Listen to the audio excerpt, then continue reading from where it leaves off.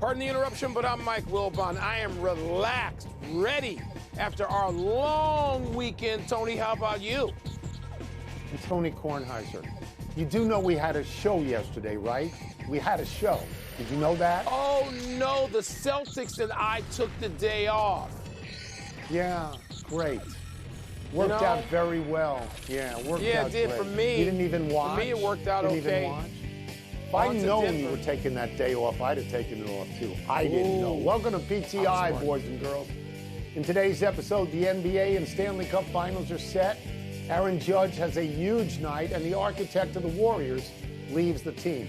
But we begin today with the Miami Heat beating the Boston Celtics decisively last night in Game 7 in Boston to halt Boston's march into history and advance to the NBA Finals.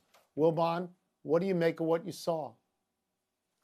Tony, I was stunned, not by Miami winning, because we know this series was unpredictable from Game 1, from the start of the series, with Miami winning 2 in Boston. But Boston just sort of shriveling up and dying again, which we had seen in Game 3. And I thought they hit rock bottom in that game. I'm sorry, in Game 4. And I didn't think that would happen again. And I know Jason Tatum got hurt early, sprained his ankle in the very first play of the game. But just Boston's either inability or unwillingness to acknowledge what is obvious to everybody who's ever shot a basketball. The long ball's not working tonight. Let's go to plan B. They appear to be, Tony, these individually, these guys are smart people. They are. I know them. I've been around them. But to play that dumb, to just shoot threes and miss them all and not have a plan B and not counter and not adjust and not say, let me get my butt to the basket. Tony, that got me. And, of course, Miami is just disciplined and well-coached, and they give you everything they've got all the hours of the day. It may not be good enough because they're not the most talented roster in the world, but they give you what they've got and what they had in this series and led by Jimmy Butler. I'm so impressed with them. And at the same time, I'm looking at Boston going, what are you people doing? You're too good to do this again. You're not the Houston Rockets of a few years ago that missed 29 straight and kept shooting threes, except they were. Yeah, so I've gotten everything wrong on this series. Before it began, I thought Boston was decisively the better team, and I thought they would win in about 5 games. I was wrong about that.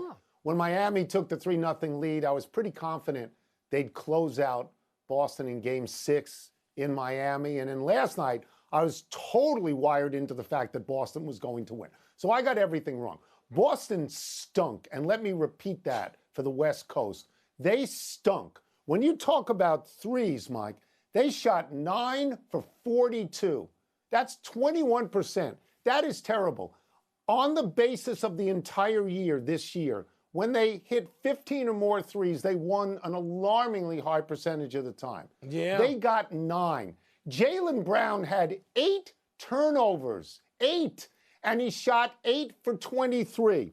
They lost 3 of the 4 home games in Boston. A championship team doesn't do that. It's really, really bad. What was the other note I took? I understand. It's a flawed team. I understand that Jason Tatum got hurt, but where was the rest of the team? Mike, in a Game 7 at home, 84 points is horrendously bad. 1980s. I bought into the mythology. I bought into the mythology that because it was Boston, because of the Yankees, because when they beat the Patriots beat the Falcons, that they were going to win this game. This is I believe, a terrible loss. And now it's 0-151, and I'm not going down that rabbit hole again. I'm not. Yeah. Tony, they're so seriously flawed. And I know what else you bought into. It's unspoken, but I'm going to mention it as we go out on the next story.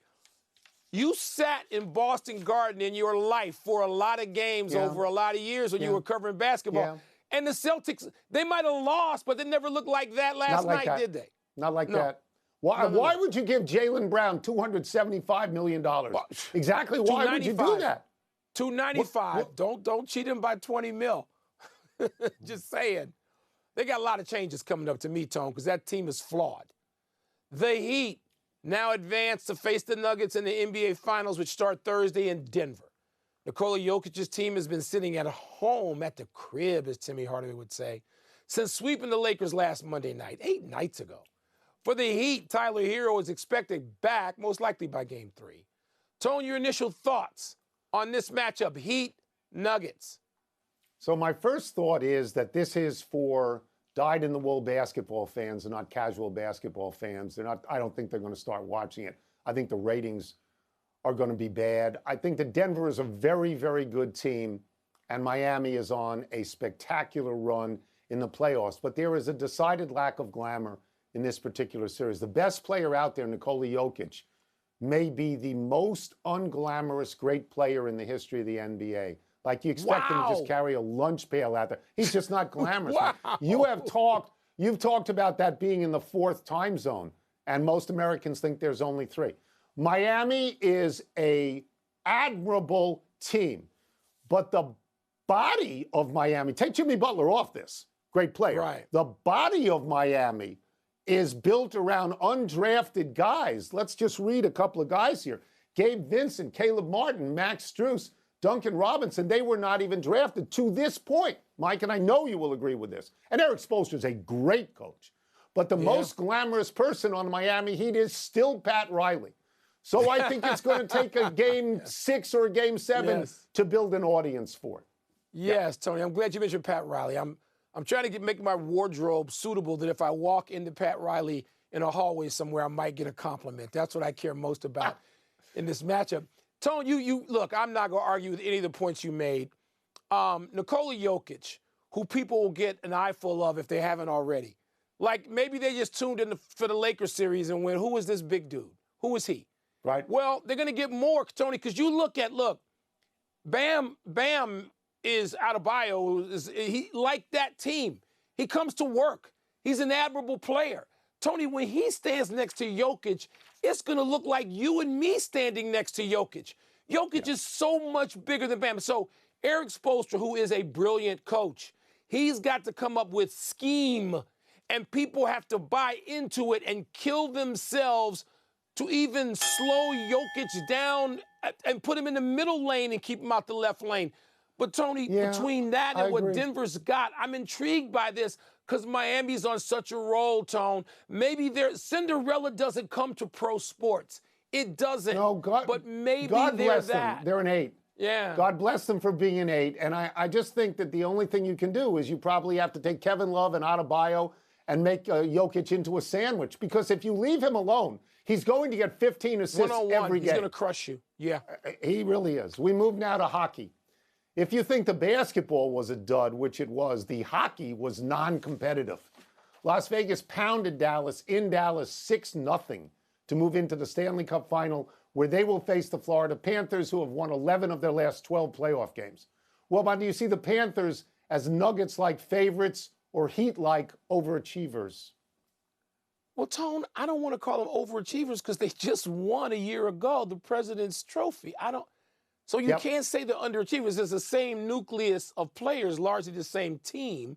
And the Heat, by the way, yes, they're 8 now, but they were 1 in the East last year, weren't they? They at least had the home court advantage over Boston because Game 7 was in Miami. So both those teams, my God, are people tired of the South Florida teams? People got tired of New England teams for a while. In South Florida, everybody from college teams, I mean, you know, the U in the tournament, and it goes on and on and on with the teams in South Florida. I'm not going to say that they're an underdog, Tony. I understand that, oh, my goodness, Vegas sitting right there in Vegas must be the betting favorite. But I'll take Florida in that matchup. I'll take the Panthers. Yeah. So I'll get to Florida. I like Florida. I can't make Florida the favorites for this reason. Vegas is a 1 seed. All right, Florida is an 8. Well, Vegas is 1. Vegas had 111 points in the regular season. Florida had 92 points. And Vegas, nobody stretched them to 7 in the playoffs so far. That's true. I believe they went 4-1, 4-2, 4-2. So to me, they are a favorite. But I like Florida because their run is amazing in the playoffs. They take out Boston, the best team ever. They take out Toronto, everybody's darling. They sweep Carolina, which had the second most points in the entire NHL in the regular season, and they improve each time. They go 4-3, 4-1, 4-0. And plus, you know, I am intrigued by this. I'm intrigued by the fact that Miami has a finalist in the basketball and in the hockey. I just want a small note on the return of Captain Jamie Benn In the last 2 games, he actually got on the ice. His team was outscored 10-0. So much for inspirational leadership. Let's take a break. Florida's had the best run, Tone. The Panthers have had the best run. Just beating Boston alone from being down 3-1. Mike, I mean, they're unbelievable. Yes, they haven't lost since April 23rd. They haven't lost. It's 5 weeks. Coming up, will Nick Nurse, your boy, fit with the Sixers? You know, that's a long way from Wrigley Field, but, you know, so was Doc. What's the word for Aaron Judge's big night at the plate and in the field? In my ear, one loss since April 23rd. One loss. Just They're like one 13-1 or something like that. I mean, come on. This is hockey. I guess it's got to be maybe 12-1. Pardon the Interruption is brought to you by Burger King.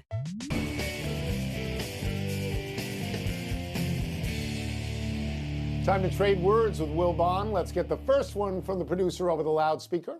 Nick Nurse should be a blank coach for the 76ers. So my word is quizzical. Like, I'm not saying Nick Nurse isn't a really good coach. He is a really good coach. I just wonder about the fit with the 76ers. What do we know about Nick Nurse? One is that he's a defensive-oriented coach. James Harden doesn't play any defense. Two is that he plays his starters a lot of minutes. Joel Embiid hasn't been healthy enough to play a lot of minutes. So, Mike, I wouldn't be surprised if James Harden says, get me out of here. I don't want to play for this guy. And I wouldn't be surprised if Joel Embiid doesn't find him a particularly sympathetic coach, because everybody else Embiid has had is just let Embiid do whatever he wants. I know he goes back a long way with your boy Daryl Morey, and I think he's a really good coach. But as I looked at the openings, I thought Milwaukee was the place where Nick Nurse would be best. A lot of people did, Tony. Look, I'm going to just use the very simple word proven, because he won a championship in Toronto, okay? So that's where we start. And I think he and Embiid will fit very well, because I think with veteran players like, Kawhi Leonard, who won a championship and was the lead dog on that team in Toronto in 19. Right. Kyle Lowry, Fred VanVleet, Siakam. I mean, Nick Nurse was great with them, Tony, and Nurse is going to be great with the veteran team. I would not wish James Harden on my man, Nick Nurse. Longtime Cub fan, by the way. Guy who's used to going to Wrigley Field, so I have a soft spot for him. Additionally, I wouldn't have Harden. If I'm Nick Nurse, part of my grounds for employment would be to say, move Harden. And I know that's not the case, and they're likely maybe to even keep James Harden. But I think that Nick Nurse, who strategically and in terms of his bedside manner and all those things, is rock solid, and you have to be to have been a championship head coach of recent vintage, which he is. I think proven, but Harden, that I'm like you, I'm going, I don't know. Yeah. Next. Aaron Judge had himself a blank game against the Mariners last night. So I don't have a word, I have a series of numbers, 2022, because this was straight out of last year. He hit 2 home runs, and he reached over the fence, and he brought back a Seattle home run. He showed you how great he was, in case somehow you had forgotten. Judge got off to a slow start. He only had, Mike, 5 home runs in April, but he now has 11 in May. He leads the American League with 17 home runs. In his last 15 games, these are eye-popping numbers. He's batting .393. He's got 11 home runs, and he's got 22 RBI, and he's raised his batting average 50 points. Nobody can get him out. And at 6'7", he can go over a wall and bring the ball back. He's that great. Yeah. Yeah, well, that was his best play of the night. We're used to seeing him hit home runs, but we're also more accustomed than people might think to seeing him make great defensive plays, Tony. And at 200, and I'm told that he's listed at 280? Seriously? It's really so you're big. telling me really that Aaron big. Judge and Nikola Jokic are about the same weight? I mean, this is hard to believe, but Aaron Judge, who's played some center field, talk about a great athlete, so my word is two-way. Two-way. I mean, he's a guy who can, take your offense away. It's interesting, Jimmy Butler, I'm going to make another cross comparison to the NBA, came into the league as a defensive player, a grinder, a guy who give you that. Now he can give you 40-plus in a playoff game. Aaron Judge, he does it at both ends, two-way. Yeah, he is actually surprisingly athletic at his size. Yes, he is. He really is. That's the final word. Let's take one last break. Still to come, Troy Aikman does not dismiss the idea of Tom Brady playing for the Raiders. Wow. I'll dismiss it. How about that? Dismiss. You can dismiss it. You're allowed to. General Manager Bob Myers walks away from the Dubs.